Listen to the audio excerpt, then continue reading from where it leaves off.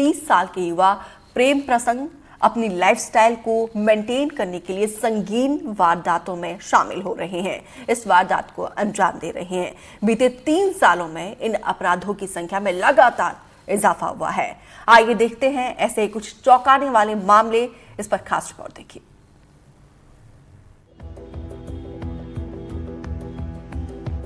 15 मई 2024 27 साल की शीतल कौशल और उनका प्रेमी विनोद, जो एमबीए का छात्र था, मनाली घूमने गए। आरोप लगा कि लाइफस्टाइल को लेकर हुए विवाद में विनोद ने होटल के कमरे में शीतल की हत्या कर दी।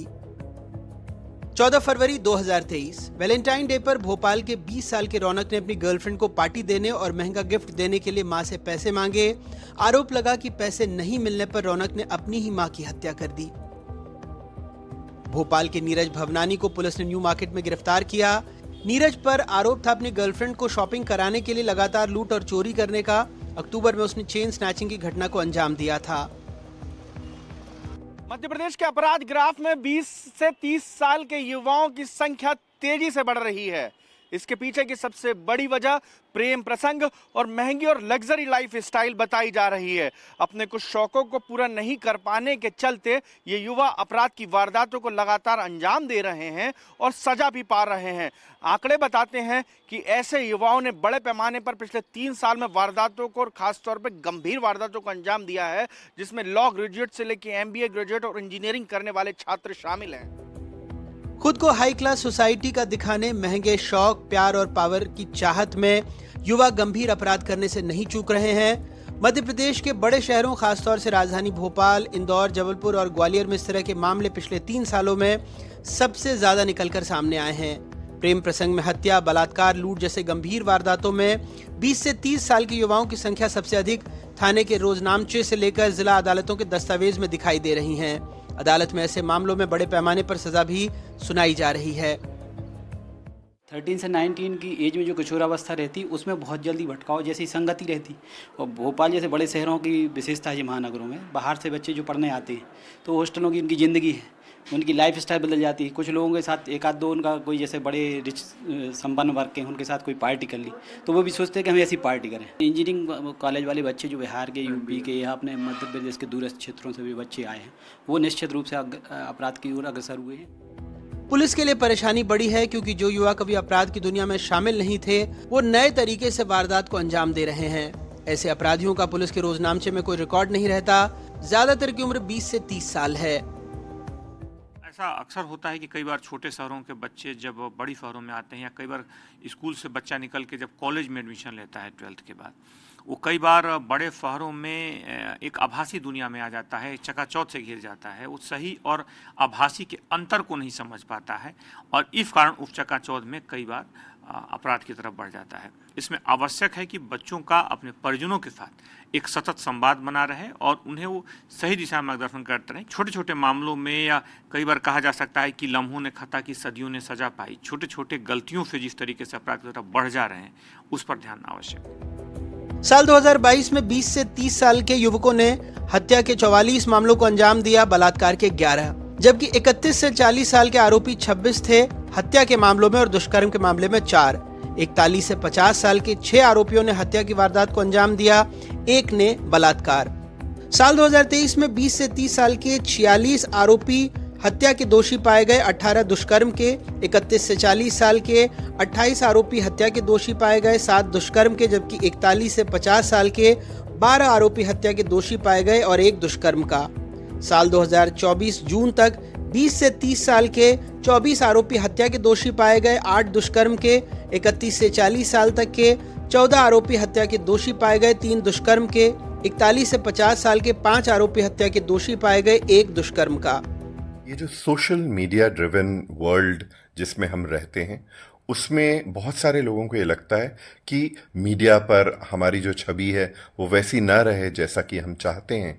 वो कई बार इस तरह के अनहेल्दी रिलेशनशिप्स में किसी भी यंग पर्सन को डाल देती हैं। जो यंग लोग हैं उनको फाइनेंशियल लिटरेसी के बारे में समझाएं, उनको हम ये समझाएं कि किस तरीके से बजटिंग की जाती है, किस तरीके से प्लानिंग की जाती है, कैसी स्पेंडिंग की जाती है। नॉन फाइनेंशियल तरीके भी होते हैं दोस्ती बनाए रखने के लिए, दोस्ती बढ़ाने के लिए। कोर्ट से लेकर पुलिस तक तमाम अधिकारी ये मानते हैं कि तेजी से ऐसे आंकड़े बढ़े हैं जो ग्रेजुएट और तमाम महंगे शौक रखने वाले युवाओं ने मध्य प्रदेश में कई संगीन वारदातों को अंजाम दिया है। इसके पीछे दोनों ही लोग जो है वो अभिभावकों को जिम्मेदार मानते हैं और स्कूल की टीचिंग को। यदि अभिभावक और स्कूल के टीचर्स बेहतर तरीके से इन बच्चों को और युवाओं को समझाने लग गए तो इस तरीके की वारदातों पर लगाम लगाया जा सकेगा। लेकिन अभी आंकड़े डराने वाले हैं। भोपाल से कैमरा पर्सन अभिषेक सिंह के साथ अजय शर्मा, एनडीटीवी। क्योंकि युवा हमारे भविष्य है और हमारे भविष्य किस दिशा की तरफ जा रहे हैं इस रिपोर्ट को देखकर आपको अंदाजा लग गया होगा। और इस पर बातचीत करने के लिए खास मेहमानों का पैनल हमारे साथ जुड़ चुका है और कुछ मेहमान हमारे साथ थोड़ी देर में कनेक्ट होंगे। और सोनम चटवानी मनोवैज्ञानिक है, वो अच्छे से समझते हैं कि हमारे युवाओं की साइकोलॉजी किस तरफ जा रही है। अरविंद खरे रिटायर्ड डीएसपी है और विदुषी यादव एक्ट्रेस है, यूथ आइकन है। आप सभी का हमारे साथ जुड़ने के लिए, हमें समय देने के लिए बहुत बहुत शुक्रिया। और वकील आनंद शर्मा भी हमारे साथ जुड़ चुके हैं। सबसे पहले सोनम चटवानी आपके पास आते हुए, क्योंकि आप युवाओं की साइकोलॉजी को बखूबी समझते हैं, किस तरफ जा रहा है हमारा युवा? क्योंकि देखिए युवाओं के भरोसे तो हमारा देश है, क्योंकि युवा अगर सही ट्रैक पे जाएगा तो हमारी नींव उतनी मजबूत होगी तो हमारा देश भी उस तरीके से सुरक्षित रहेगा। लेकिन यहाँ पर देखिए 3 सालों का जो रिकॉर्ड है तो वाकई में चिंताजनक है। देखिए, पूरे युवा को लेबल करना तो मैं ठीक नहीं समझती हूँ, और जो परसेंटेज है वो थोड़ा अलार्मिंग है। जिस तरह अभी रिपोर्ट में आप दिखा रहे थे कि पूरा टीचिंग सिस्टम और पेरेंट्स को सबको जिम्मेदार ठहरा देना, मेरे हिसाब से वो ठीक नहीं है। क्योंकि जब बड़े हो रहे होते हैं तो कुछ ट्रेड्स हमारे भी होते हैं, कुछ चीजें समाज की भी होती हैं, कुछ चीजें लॉ एंड ऑर्डर से भी कंट्रोल होती हैं। तो सबसे पहले हमें देखना है कि इन लोगों का कॉग्निटिव डेवलपमेंट कैसा होता है, ये अपनी पर्सनल मेंटल हेल्थ कैसी होती है इन लोगों की। एडोलेसेंट के अपने ट्रॉमास होते हैं, अपने तरीके से वो ट्रॉमा को डील करते हैं। स्पेशली आप देखेंगे कि पॉजिटिव रोल मॉडल्स की तरफ ऐसे लोगों का ध्यान नहीं होता। फॉर एग्जाम्पल, थोड़े दिन पहले हनी सिंह का एग्जाम्पल दे रहे थे। एक पर्सन आए थे, ड्रग्स लेते थे, और वो मुझे बार बार एम्फेसाइज कर रहे थे कि मैं ड्रग्स इसलिए लेता हूँ क्योंकि मैंने हनी सिंह को देखा था और मैं वैसा ही लाइफस्टाइल चाहता हूँ। तो आप समझ सकते हैं कि रोल मॉडल्स को बच्चे अधिकतर इस एज में फॉलो करते हैं और वो सोचते हैं कि ऐसी चीजें बहुत कन्वीनियंट है करना। और इस एज में जहाँ 25 साल तक के एडोलेसेंस से हम 25 साल तक देखें, इम्पल्सिविटी बहुत ज्यादा होती है लोगों में, उनको पता नहीं होता रिएक्ट कैसे करना है, तो जो देखा वो कर लेते हैं। आप अधिकतर देखिए, इनसे पूछिए आप किस तरीके की एक्टिविटीज में इन्वॉल्व हैं, तो वो एग्रेशन बड़ी चीजें ही बताएंगे। पीयर्स में भी उस तरीके की बातें होंगी और ये लर्न करते हैं बिहेवियर। इस तरीके का एग्रेसिव बिहेवियर लर्न होता है कई दफा। ठीक है, विदुषी अब आपके पास आते हुए ये बताइए जरा, यंग माइंड को किस तरीके से, कौन सी साइकोलॉजी ज्यादा अट्रैक्ट करती है? जहां तक मुझे लगता है यंग माइंड की अगर हम बात कर रहे हैं तो ज्यादातर सोशल मीडिया ड्रिवन हमारी पूरी जनरेशन सोशल मीडिया पे बहुत ज्यादा एक्टिव है। तो जो भी चीजें सोशल मीडिया पे बहुत ट्रेंडिंग होती हैं, जो स्टाइलिश लगती हैं, जो लाइफस्टाइल होता है, वो कहीं ना कहीं यंग माइंड को बहुत जल्दी अफेक्ट करता है और उनको वो चीजें जल्द से जल्द चाहिए होती हैं। जब एक आदमी जो एक बहुत लाविश लाइफस्टाइल को देखता है मूवीज के थ्रू और वो 30+ है, 40+ है, तो यूजुअली उनके दिमाग में जो स्टिमुलेंट्स होते हैं कि हमें ये लाइफ चाहिए, वो डिफरेंट होते हैं बामुकाबले जो एक टीनेजर देखता है। उनके अंदर, टीनेजर्स के अंदर पेशेंस नहीं होता है उन चीजों को पाने के लिए। तो जो भी सोशल मीडिया पे, मूवीज पे जिन तरीके से जो भी चीजें दिखाई जाती हैं, लाइफस्टाइल या फिर जैसे विलेनिश एंट्री दिखाते हैं, उनको बहुत बहुत अच्छा दिखाते हैं कि वो एक बड़ी सी गाड़ी से उतर रहा है, उसके मुंह में सिगार है and there are so many people around them. वो सारी चीजें कहीं ना कहीं लोगों को अट्रैक्ट करती हैं, बच्चों को, स्पेशली यंग माइंड को। उनको लगता है कि उन्हें भी ऐसा लाइफस्टाइल चाहिए। जो अभी सोनम मैम ने भी कहा कि क्योंकि वो जब अपने सेलिब्रिटीज को देखते हैं तो उन्हें ऐसा लगता है कि ओके, तो ये लाइफस्टाइल पाने के लिए मुझे ये सारी चीजें करने की जरूरत है। मे बी नशा हो सकता है, मे बी अब्यूजिव वर्ड्स हो सकते हैं, या फिर अग्रेशन हो सकता है। तो आई थिंक ये सारी चीजें उन्हें इन्फ्लुएंस करती हैं और वो इन चीजों के प्रति जो बहुत स्टाइलिश लगे, जिनको यह स्टाइलिशली प्रेजेंट किया गया है, उनके प्रति बहुत अट्रैक्ट होते हैं, मुझे ऐसा लगता है। ठीक है अजय, अब आपके पास आते हुए, क्योंकि ये संयोग रहा है कि जब युवाओं से जुड़े, अपराध से जुड़े खबरें होती है तो आप ग्राउंड पर होते हैं, मैं स्टूडियो में होती हूँ, ऐसी कौन सी चीजें हैं जो युवाओं को इस दिशा की तरफ, इस गलत दिशा की तरफ, गलत ट्रैक की तरफ धकेल रही है? देखिए दीपिका, पिछले कुछ सालों में आपने काफ़ी सारी खबरें इस तरीके की देखी होंगी। तकरीबन 3-4 सालों में जिस तरीके के हालात राजधानी भोपाल और मध्य प्रदेश में देखने को मिले हैं वो वाकई हैरान करने वाले हैं। और तमाम, चाहे जुडिशरी से जुड़े हुए, अभियोजन पक्ष से जुड़े हुए जिला अभियोजन अधिकारी हों या जितने भी कमिश्नरेट्स हों, खासतौर पे इंदौर, भोपाल, ग्वालियर, जबलपुर, इन महानगरों के आसपास के शहरी इलाकों के जो युवा हैं उनकी सबसे ज़्यादा संलिप्तता 20 से 30 वर्ष की आयु वर्ग के ये जो बच्चे हैं इनमें पाई गई है, युवाओं में पाई गई है। और इनका ग्राफ तेजी से बढ़ा है, खासतौर पर चाहे दुष्कर्म के मामले हों, चोरी के मामले हों या हत्या के मामले हों। ये हत्या करने से भी नहीं चूके हैं, चूंकि खर्चों सोशल नेटवर्किंग साइट्स पे जिस तरीके के रील बनाने और रील दिखाने और अपने आप की पर्सनालिटी को बहुत बड़ा दिखाने, बहुत छोटी सी उम्र में, पहले घरों में जो संस्कार दिए जाते थे वो ये बताए जाते थे कि हमारी इतनी हैसियत है बेटा और हमको इतने में ही अपना गुजारा करना है, बड़ी मुश्किल से पिताजी ने पैसा कमाया है जब आप और हम घर से निकलते थे। लेकिन आज इस तरीके की बातें नहीं होती हैं। यही कारण है कि ये जो आयु वर्ग है वो अपराधों में इस तरीके से शामिल है और इस तरीके से ग्राफ बढ़ रहा है।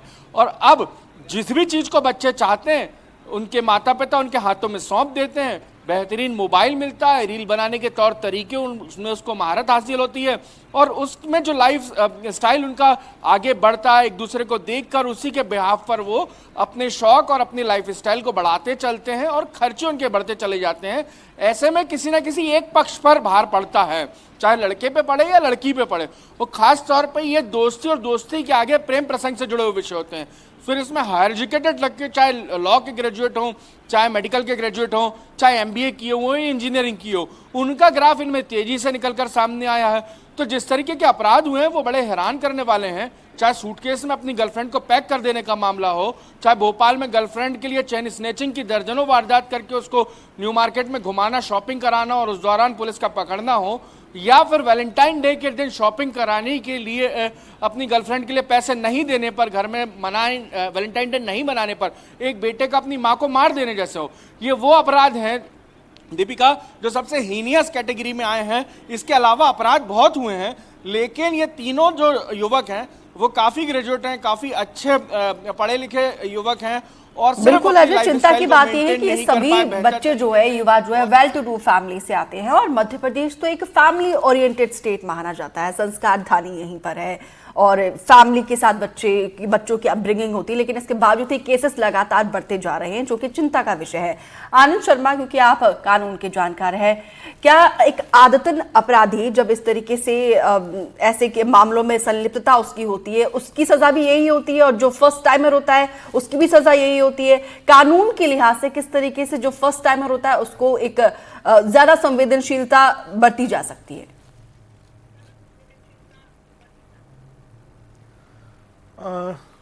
जी एक्चुअली दीपिका, ये कानून की नज़रों में तो क्या है, सभी बराबर ही होते हैं। बस ये होता है कि अगर जो व्यक्ति पहली बार अपराध करता है तो जब पहली बार अपराध करता है तो थोड़ा सा उसके लिए जो है नरम लिहाज से उसको देखा जा सकता है। परंतु लेकिन ये है कि देखा यह जाता है कि उसकी मैच्योरिटी कितनी है अपराध को करते टाइम। अगर वो अपराध करते टाइम बिल्कुल प्रॉपर मैच्योर तरीके से, आजकल जो जिस तरीके से अभी सभी लोगों ने पैनल में बताया कि उनके रोल मॉडल जो है, वो रोल मॉडल कौन है, आज जो है वो रियल लाइफ की जगह जो है रियल लाइफ में जी रहे हैं। उनके रोल मॉडल ऐसे लोग हैं जो फिल्म में अगर कोई किरदार किसी हीरो ने प्ले किया है, वो अगर गैंगस्टर बना हुआ है, वो महंगी गाड़ी में घूम रहा है, हाथ में उसके हथियार है, तो वो उसको अपना रोल मॉडल समझते हैं।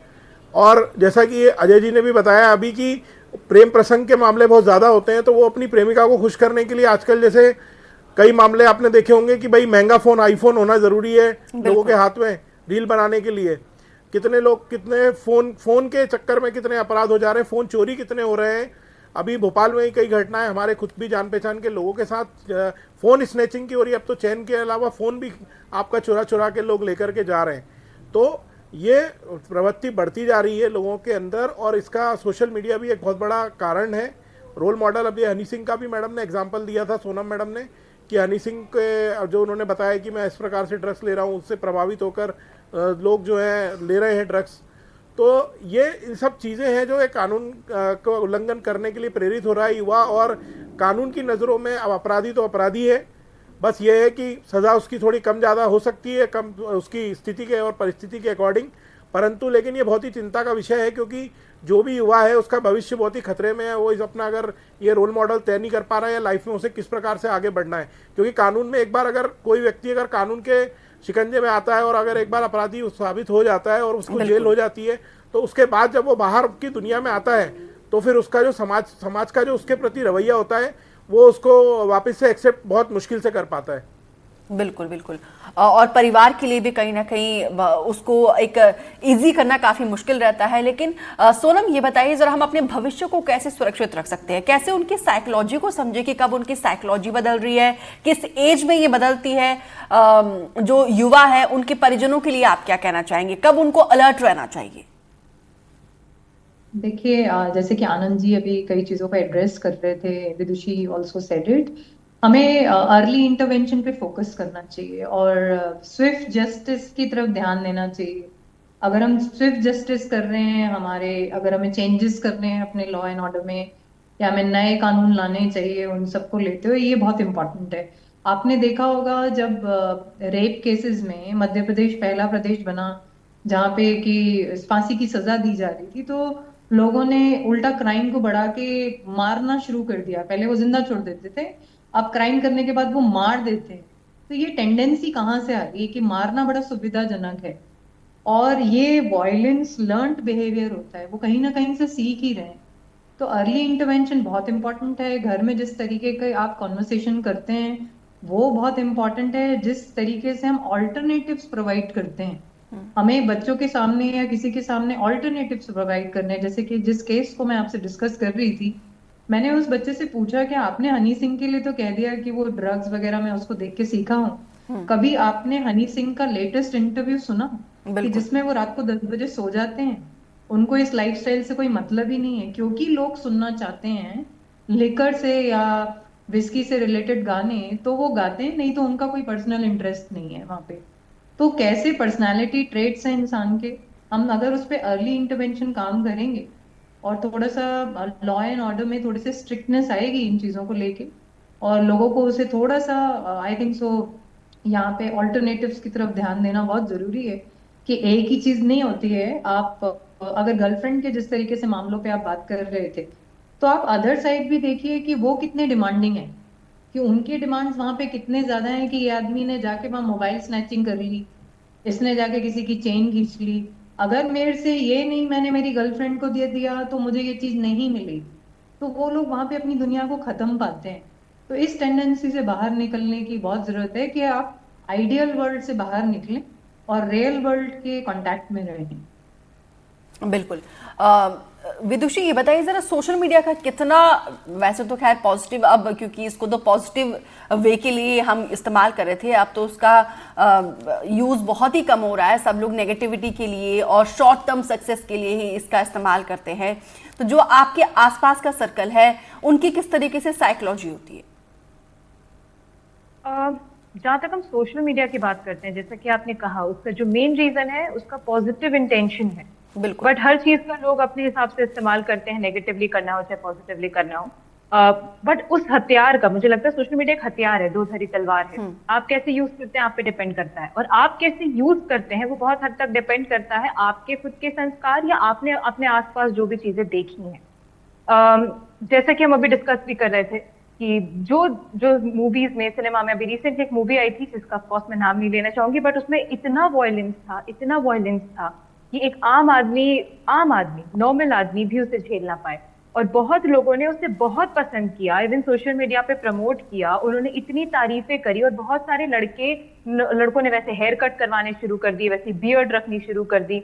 तो आप ये देखें अगर, तो कहीं ना कहीं पूरा जो इन्फ्लुएंस है ये कितना भारी और कितना बड़ा है, और हम सिर्फ एक मूवी बना करके या एक रील बना करके नहीं हट सकते हैं। तो मुझे लगता है जो भी इन्फ्लुएंसर्स हैं, जो सेलिब्रिटीज हैं, उनकी भी पूरी जिम्मेदारी है कि वो क्या डाल रहे हैं, क्या बना रहे हैं, पे बहुत ज्यादा ध्यान दें। दूसरी चीज मुझे लगता है पेरेंट्स की बहुत बड़ी जिम्मेदारी है कि उनके बच्चे सोशल मीडिया पे क्या देख रहे हैं, क्या बना रहे हैं। और पहले के समय में पेरेंट्स के पास वक्त होता था अपने बच्चों से बात करने का। अब क्योंकि पेरेंट्स इतने बिजी हैं अपने लाइफ में कि मुझे लगता है कि वो टाइम नहीं दे पाते, तो अब बच्चों ने क्या किया, उस जगह को भर लिया सोशल मीडिया के थ्रू या फिर ऐसी चीजें देखने के थ्रू तो और उसका खामियाजा देखिए किस तरीके से आज हमें भुगतना पड़ रहा है। मैं लौटूंगी आपके पास। अरविंद खरे, रिटायर्ड डीएसपी, हमारे साथ जुड़े हैं। सर, हमारे साथ जुड़ने के लिए बहुत बहुत शुक्रिया आपका। अब तो आप रिटायर्ड हो चुके हैं, लेकिन जब आपके सामने ऐसे केसेस आते होंगे, जब आपका कार्यकाल चल रहा होगा, तो धर्म संकट रहता होगा सर कि एक तो युवा है ये, अगर इसके खिलाफ कार्रवाई की जाएगी तो इसका ट्रैक रिकॉर्ड खराब हो जाएगा, दूसरी तरफ उसने जो किया है उसकी सजा भी देनी है, तो कैसे इस केस को आप लोग डील करते थे? टेक्निकल तौर पे हम लोग कानून के हिसाब से चलते हैं। यदि अपराध किया है तो धर्म संकट में हम लोग क्लियर रहते हैं। यदि अपराध किया है तो उसकी अपने हिसाब से उसके खिलाफ कार्रवाई करते हैं। मेन जो आपका विषय है, इस समय मैंने इस हिंदुस्तान की 3 पीढ़ियां देख चुका हूं मैं जी। पहले जो पीढ़ी थी हमारे टाइम के पुराने परिवार थे, उसमें आध्यात्मिक, धार्मिक और नैतिक शिक्षा घर में दी जाती थी। वो आदमी भौतिकवादी, आजकल की जो नई पीढ़ी आई है खासतौर से 2000 के बाद, ये बहुत ही भौतिकवादी है। इसको ये लगता है कि धन कमाना, पैसा कमाना, शान शौकत से रहना ही जिंदगी है। जिंदगी का मेन जो मतलब है, मेन अर्थ है, जिसे भारतीय में विद्या बोलते थे, आजकल शिक्षा और डिग्री पे केंद्रित हो गया। इसलिए युवाओं को, जो भी युवा वर्ग है, जो भी मनोचिकित्सक साहब बोल रहे थे, वकील साहब बोल रहे हैं, हमारे जी बैंकर साहब बोल रहे हैं, अपनी जगह सही है। मेन इसमें कारण क्या है कि बच्चों की खासतौर से कॉलेज की शिक्षा में नैतिक और स्पिरिचुअल शिक्षा नहीं मिलेगी जब तक न कोई कानून, कोई भी पुलिस, कोई भी सिस्टम इनको नहीं सुधार सकता। ये सामाजिक बुराई है। युवाओं की बढ़ती हुई आपराधिक प्रवृत्ति चल रही है। इसमें सबसे बड़ी विचार क्रांति की आवश्यकता है। बच्चों को अच्छे विचार एजुकेशन में मिलना चाहिए, प्रोफेसरों से मिलना चाहिए, पेरेंट्स से मिलना चाहिए, समाज से मिलना चाहिए। और खासतौर से जो सेलिब्रिटी है या बड़े लोग हैं, इनको अपना आचरण ऐसा दिखाना चाहिए। उन बच्चों को ये बताएं कि ये शान शौकत और ये भौतिकवाद इतना आवश्यकता नहीं है जीने के लिए, जितना आवश्यकता है शांति और आरामदायक जिंदगी। बिल्कुल, मिलाकर नैतिक शिक्षा और परिवार का एक समय, जब एक हम ज्वाइंट फैमिली में रहते थे तो एक प्रोटेक्शन भी होता था। अब चीजें न्यूक्लियर हो रही है और सभी अपने अपने दिशा में आगे बढ़ रहे हैं। सब लोग कुल मिलाकर अपनी जिंदगी को खुद ड्राइव कर रहे हैं और इसका खामियाजा देखिए किस तरीके से भुगतना पड़ रहा है। आनंद शर्मा जी, अब आपके पास आते हुए, क्योंकि हम देखते हैं कि विदेशों में जब ऐसे केसेस होते तो काउंसलिंग करते हैं युवाओं को, खासतौर पर उन्हें काउंसलिंग पर ज्यादा फोकस किया जाता है। क्या हमारे देश में भी इस तरीके से काउंसलिंग जो सेंटर्स उसका पर्याप्त और पूरी तरीके से इस्तेमाल होता है? देखिए, काउंसलिंग होता है, काउंसलिंग की जाती है, परंतु लेकिन है ना, काउंसलिंग से ज़्यादा उनको काउंसलिंग से उतना ज़्यादा फर्क नहीं पड़ता, क्योंकि आजकल का जो युवा है उसको आप अगर वो जिन चीज़ों से फैसिनेटेड अपने आप को फील करता है, वो चीज़ें आप उनको अच्छा देखिए, समाज में सभी प्रकार की चीज़ें अवेलेबल हैं। अगर वो मूवी से प्रभावित हो रहा है तो मूवी अच्छी भी बनाई जा रही हैं, परंतु लेकिन वो उनको प्रेरित वही चीज़ें करती हैं, बहुत ही अट्रैक्टिव वही लगती है। आप अगर मूवीज़, जैसे मैडम ने भी बताया कि कुछ फिल्में ऐसी हैं जो जिनमें बहुत ज़्यादा वायलेंस दिखाया है, परंतु उनसे वो ज़्यादा प्रभावित होते हैं। तो होता यही है कि उनकी काउंसलिंग करने पर भी उन पर असर ज़्यादा हो नहीं पाता है। ये एक्चुअली अपब्रिंगिंग पर है, जैसा कि अभी खरे सर ने बताया कि बचपन से अगर उनको सही से नैतिक शिक्षा अगर मिलेगी तो वो उस चीज़, उनका एक माइंडसेट उनका क्लियर रहेगा। और एक मैं चीज़ और पॉइंट यहाँ पे रेस करना चाहूँगा कि लॉ की अवेयरनेस भी हमारे देश में बहुत कम है। लोगों को ये नहीं पता होता है कि ये चीज़ हम करने जा रहे हैं तो ये अपराध है और इसके ये क्या क्या कॉन्सिक्वेंसेस हो सकते हैं। ये लॉ की जानकारी होना भी एक, हर जैसे स्कूल में कुछ ना कुछ जो हमारे इंपॉर्टेंट लॉज हैं उनके बारे में पढ़ाया जाना ज़रूरी है। एटलीस्ट कुछ ऐसे जो क्राइम्स है जो बहुत ही कॉमन है उनके बारे में तो एटलीस्ट, या जैसे हम बाकी सब्जेक्ट पढ़ते हैं तो हर स्कूल में, मतलब एटलीस्ट जब बड़ा होता है इंसान 11th-12th में, तो मैंडेटरी है उनके लिए लॉ का एक सब्जेक्ट ऐसा रखना चाहिए जिसमें कि उनको इतनी जानकारी ज़रूर हो जाए कि अगर हम आज 12वीं के बाद जब हम आगे बढ़ेंगे, जब हम कॉलेज में जाएंगे, तो हम जब समाज में फेस करेंगे चीज़ों को, तो ये चीज़ें अपराध होती हैं। क्योंकि एक मैं आपको एक क्राइम का एक मैं डिस्कस करना चाहूँगा कि एक मेरे पास केस आया था जिसमें कि ना 2 दोस्त थे, उनमें से एक फ्रेंड की कार में उसका वॉलेट रखा हुआ था, तो उसने उसका जो डेबिट कार्ड होता है वो डेबिट कार्ड उसने ले लिया, उसने चुरा लिया, और उसको उसका पासवर्ड पता था क्योंकि 1-2 बार एटीएम में उसके साथ गया था। तो उसने उसका फ़ायदा उठा करके बहुत सारी शॉपिंग करी मॉल में जाके, और बाद में वो कैमरे में जब पकड़ में आया उनके पास, क्योंकि मैसेजेस आने लगे कि ये क्राइम हो रहे हैं, तब बाद में पता चला उन्हीं का बेस्ट फ्रेंड था जिसने वो क्राइम किया है। तो ये जो इस प्रकार की चीज़ें, बट उनको इतना नॉलेज नहीं होता कि हम अपराध करने जा रहे हैं। तो अवेयरनेस भी एक बहुत इंपॉर्टेंट पार्ट प्ले करता है। बिल्कुल, हमारी तो यही कोशिश रहती है कि तमाम लोगों को हर एक मुद्दों को लेकर जागरूक किया जाए। लेकिन सोनम जी, अब आपके पास आते हुए, वैसे तो कहते हैं कि पेरेंट्स जिस तरीके से वैल्यूज देते हैं बच्चा का उसका सीधा असर होता है, लेकिन आजकल हम देखते हैं कि जो बच्चों का पेरेंट्स के प्रति होता है वो भी काफी विद्रोह स्वभाव होता है। खास तौर पर उन अभिभावकों को, उन पालकों को आप क्या कहना चाहोगे जिनके बच्चे इस दिशा में है, इस दलदल में फंस चुके हैं और जो पेरेंट्स अपने बच्चों को इस दलदल से निकालना चाहते हैं? दलदल, जहां तक पेरेंट्स की बात है और दलदल से निकलने की बात है, आपने इससे पहले एक क्वेश्चन पूछा था काउंसलिंग को रिलेटेड कि विदेशों में ऐसा करते हैं। देखिए, काउंसलिंग सिर्फ साइकोलॉजिकल काउंसलिंग नहीं, काउंसलिंग बहुत लेवल पे होती है जी। एक घर में दादा दादी हैं, नाना नानी हैं, आपके पेरेंट्स हैं, वो आपको हर लेवल पे समझते चलते हैं। बिल्कुल। और आपको एक्सटर्नल काउंसलिंग या थेरेपिस्ट की जरूरत जब पड़ती है जब सारी चीजें आपकी लाइफ में से हट गई हैं। सो अगर आप आज नए सिस्टम में जाते हैं जहाँ जुवेनाइल केसेस आते हैं, या इस तरह मुझे याद आता है थोड़े टाइम पहले एक बच्ची को रेफर किया गया था जो मैजिस्ट्रेट के सामने अपने आप को एक्सप्रेस नहीं कर पा रही थी और हीनियस क्राइम हुआ था उस बच्ची के साथ में, रॉड्स वॉड्स लगी हुई थी गलत, बट वो बच्ची 4 बार मैजिस्ट्रेट के सामने बोल नहीं पा रही, तो शी नीडेड अ सपोर्ट, और उस सपोर्ट सिस्टम के साथ वो बाहर निकल आई। अगर आपके घर में इस तरीके के बच्चे हैं जो आपसे कंट्रोल नहीं हो रहे हैं या आप सपोर्ट सिस्टम कहीं ले रहे हैं, तो मुझे लगता है कि सपोर्ट सिस्टम के साथ कई बार बच्चे बाहर निकल आते हैं। तो निराश नहीं होना चाहिए एकदम से। आप ये नहीं सोचें कि मैं मारूं तो मेरा बच्चा ठीक हो जाएगा, ये करूं तो बच्चा ठीक हो जाएगा। कुल मिलाकर देखा जाए तो वैसे शुरू में ही अगर उस समस्या को पकड़ लिया जाए तो अच्छा रहेगा, और ऐसे में पेरेंट्स को भी लगातार निगरानी बना के रखना बेहद जरूरी रहता है। फिलहाल आप सभी मेहमानों का हमारे साथ जुड़ने के लिए बहुत बहुत शुक्रिया।